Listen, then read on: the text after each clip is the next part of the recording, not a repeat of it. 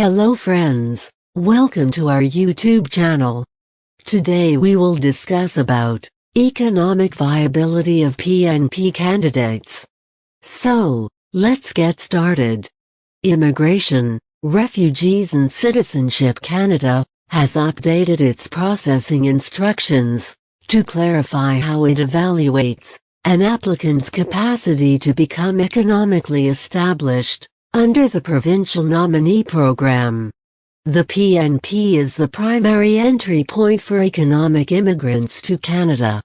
Annually, IRCC publishes an immigration levels plan outlining admissions targets for permanent residents by immigration class and program.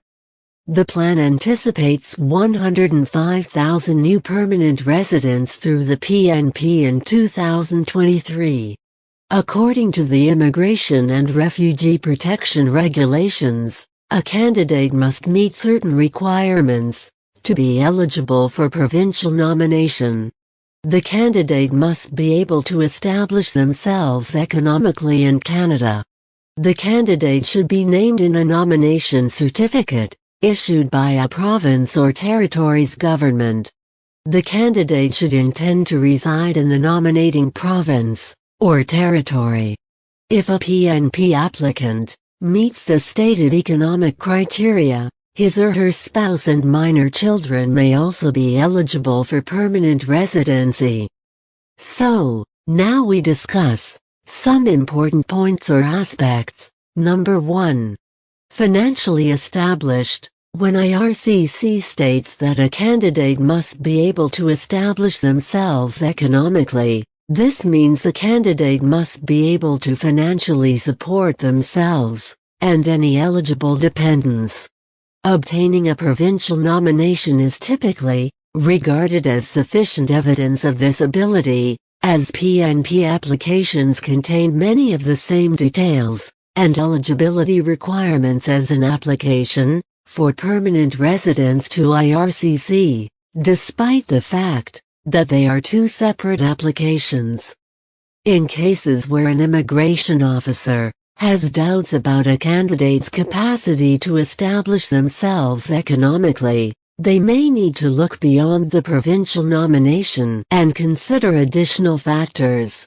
For instance, the candidate's current position or job offer, language proficiency test results, language of work experience, and interview performance, overall work experience, and education. If the officer discovers anything that raises red flags, it could lead to additional inquiries. Officers will evaluate a candidate's capacity to establish themselves economically on a case-by-case basis. For example, IRCC might have questions about a highly educated nominee for a job requiring only moderate training. This may appear to be a contradiction, according to IRCC, but it may adequately explain the candidate's application. If the same candidate is offered a position for which they are neither qualified nor experienced, the officer may query the candidate's intentions in the labor market. Officers will compare the candidate's National Occupational Classification Code and the provided information to determine their capacity to retain the job. The candidate will be asked to address any concerns raised by the officer. An additional example would be if the applicant relies solely on the financial guarantee of a relative who already resides in the province. Number 2. Intention to reside in a province. The applicant's intent is a crucial factor for those seeking permanent residence through a PNP.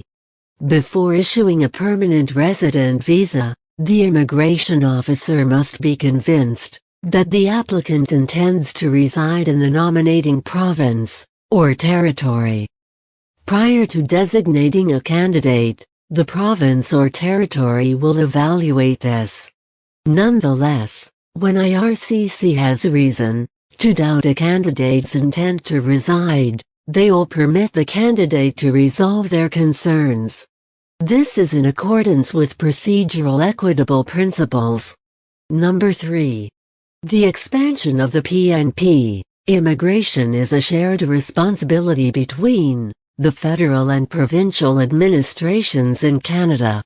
PNPs were created in 1998 to help disperse the economic benefits of immigration across the nation. Provincial governments are able to target local labor shortages and recruit candidates they deem most qualified to contribute to the provincial economy. Canada's PNP admitted only 400 permanent residents in its first year. Since the program's success, 117,500 will be admitted to Canada annually by the end of 2025. Number 4. Standard and augmented nominations. There are two distinct categories of PNP applications: standard and enhanced.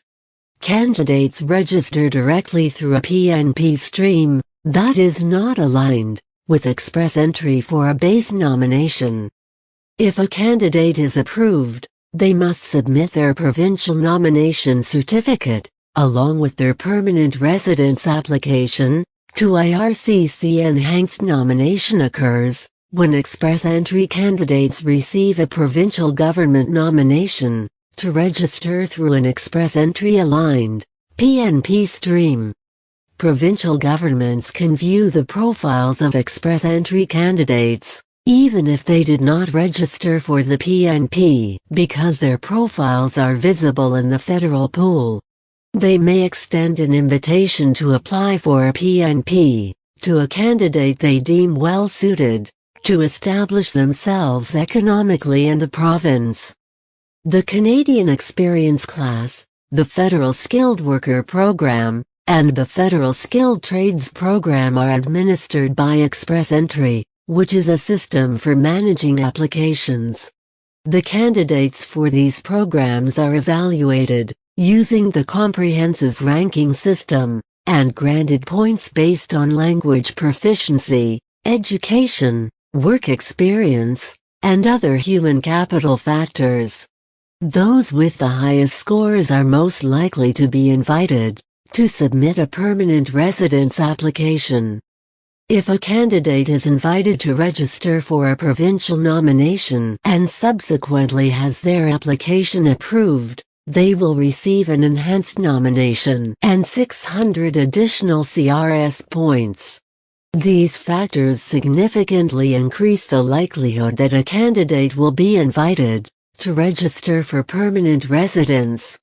So friends, that it's now for in this video. Do subscribe to our channel and press bell icon for instant latest notification. Thanks for watching this video and spending your precious time with us. See you in our next video.